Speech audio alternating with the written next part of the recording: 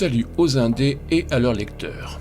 Si une modeste brassée d'heures me fut suffisante pour passer du premier opus d'Enflammé d'Émilie Sablon au second tome, Le choix de l'âme, si pour Rose, notre super-héroïne flambant neuve, quelques semaines furent nécessaires avant qu'elle ne parvienne à se glisser dans les braises incandescentes du volume 2, il fallut pas moins de 2 années d'efforts à Émilie Sablon pour se délivrer de son second bébé littéraire. 2 ans de gestation. C'est des coups à vous pondre un bébé sacrément balèze. Pour l'auteur, j'ignore si les forceps furent de rigueur. Mais pour son personnage, celle que récemment encore je baptisais la petite fille aux allumettes, entendez la jolie et douce Rose, la naissance fut douloureuse et empreinte de souffrance. Comme elle a changé la rose en flamme.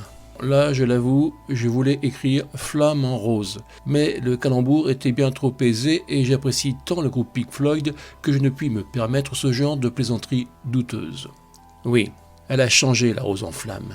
Elle s'est durcie, se hérissant d'épines rougeoyantes.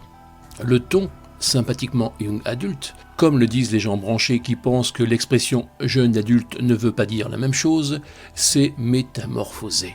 On n'assiste plus au cours Comment mettre le feu en toile sang. Non, on ne rit plus, on ne joue plus. On peut aimer, certes, mais sans prendre le temps de batifoler, car la vraie partie est lancée et elle est loin d'être gagnée. L'imaginaire sans frontières d'Émilie Sablon a pris les commandes. La course de Rose devient effrénée. Ses ennemis sont aussi nombreux qu'inattendus. Rose n'est plus la super protégée, non, cette petite fille qui obéissait gentiment, presque malgré elle.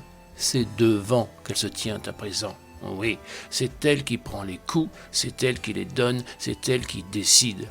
Elle est certes trahie, parfois, mais la nouveauté, c'est qu'elle a appris aussi à trahir, à sa façon, par ses choix, pour la bonne cause, se dit-elle, mais ceci excuse-t-il cela?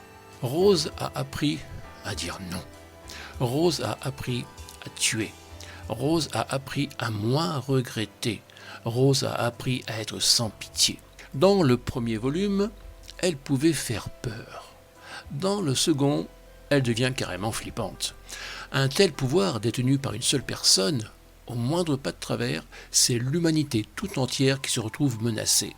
Car si les doutes de Rose sont toujours présents, ils prennent une incroyable ampleur, devenant pour le coup bien plus démesurés et aux possibles conséquences destructrices. Si elle se trompe, c'est la catastrophe, peut-être même l'apocalypse. Lors de ces 2 années, Émilie Rose s'est enrichie d'arguments, de questions, d'analyses et surtout de non-réponses, ce qui rend le bouquin encore plus palpitant. Elle pose des jalons, parsemant notre lecture de voies incertaines. Sont-ce des impasses? Quand Rose ignore quelle décision adopter, quand elle hésite, le lecteur est tenté de décider à sa place. Et là, ça craint. Le danger atteint alors son point culminant. Ouf, moi je me suis brûlé au 3e degré en lisant ce bouquin. J'ai la gorge totalement sèche. Cependant, je suis prêt pour un tome 3. Et toi, Émilie Rose, prête à reprendre du service? Bon, rassure-toi, tu ne seras pas la seule. Il paraît qu'ils embauchent chez les Avengers. Attention à la chose. Il paraît qu'elle a un sale caractère. Moi je dis ça, je dis rien, mais je le dis quand même.